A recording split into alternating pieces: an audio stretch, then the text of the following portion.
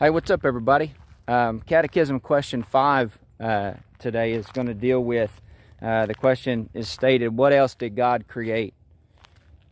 I was working out this morning and was thinking about this question and decided I was just going to jump in the Jeep, grab the gimbal here and just come out here and talk to you about this question, what else did God create? And the short answer is He's created everything. He's created everything good. And I got just a few random thoughts about just the idea of the fact that we as Christians believe that God has created everything, and what are the implications of that. So the Bible teaches pretty plainly in Genesis 1 and 2 that God created the world. He did it in 6 days, rested on the seventh. One day he created one aspect of creation. The next day he began to work on another aspect of creation, and so on and so on. Details of that you can go read in Genesis 1 and 2. It's interesting to me. John chapter 1 says, "In the beginning was the Word, and the Word was with God, and the Word was God. All things were made by Him." As you roll down John 1, you find out, "And the Word of God was made flesh and dwelt among us, and we beheld the only begotten of the Father, full of grace and truth." John 1 is giving us a glimpse and a picture in the fact that Jesus was actually involved in creating the world.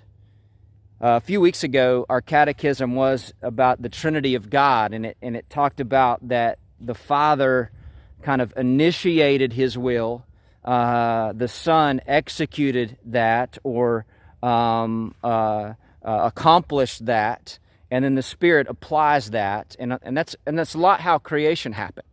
The will of the Father was to create this beautiful world, and its antithesis being to create us in the image of Him.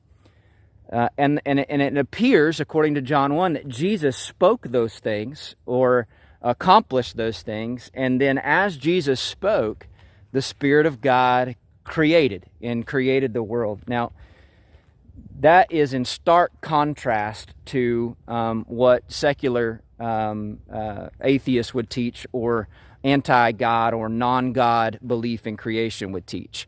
They would actually teach something about it's called evolution, and we know that. And just to kind of give a 35,000 foot view, that many of us know the idea of the Big Bang Theory, and the idea is that there was an explosion in the cosmos.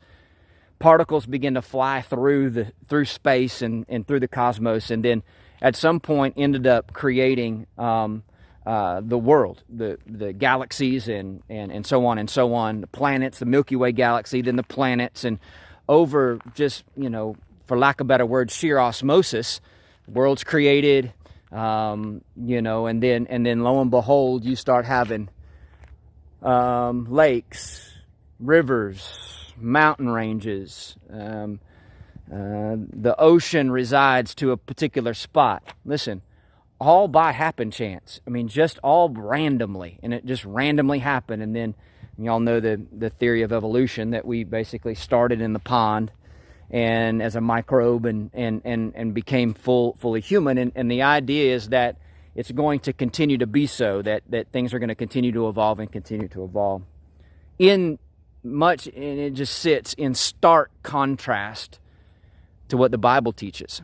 And so what I wanted to leave today with you is this. I want you to consider something.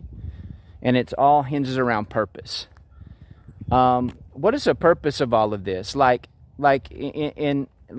look at the lake, right? And you look at creation. You look at us.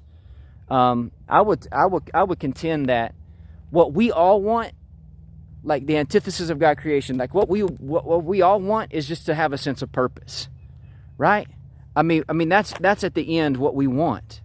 We all want to know that our life matters, like there's meaning behind what we do and why we do it, that this is all speaking to something bigger and greater. What a horrible, horrible thought to think that we're all just here out of random happen chance and that all of it really doesn't have a meaning behind it. That's not what that's not what the Bible teaches. The Bible teaches that God is creator outside of his creation, and he spoke things into existence for a purpose and for a reason, and it is to reflect his beauty. One of the struggles and challenges I think that a lot of Christians are having today, especially because of this COVID and all of these types of things, being stuck at home, being in quarantine, being in our phones, having to be, we're having to do school virtually. These teenagers are watching this, you have to do school virtually. I think one of the challenge for us as believers is that when we spend a lot of time indoors and a lot of time on our phones, one of the things that we're missing is a glimpse of God's creation and how it's reflecting who he is. And so I just want to leave you with this. Some of you landowners, you'll know this, and because I've heard you testify of it. You've got a spot on your land that you love to go to. You fishermen, like, you've got a spot outside that it's your fishing spot. I love going to the beach. I referenced this a few weeks ago. I love going to the beach. I love sitting on the beach. I love the feeling that you get when you're out in creation. Why? The best way that I can describe it is that I sense God there. I've had some of you hunters, man. You'll tell me like the favorite thing that you like about hunting is being able to get in your spot, your hunting spot, and just feel peaceful where you're at. And that's all because, and I believe that it's all because it reflects who God is. When I've been in my office too much, or when I've been indoors too much, man, I just got a longing to get outside and be able to just breathe in and breathe out and sense and look and see the creation of God and what he's put together. And it helps me to be able to remember God as creator. So that's Catechism number 5. God is, what else did God create? He created everything. And as we recognize that and as we see that as believers, I think it'll enhance our worship towards God. So your leaders have got some questions that they're going to lead you through. And man, get outside and appreciate what God is. It's a sunrise is coming up, and so I don't know. This video is a little bit less formal than the others, but I hope it was helpful, and have a great discussion.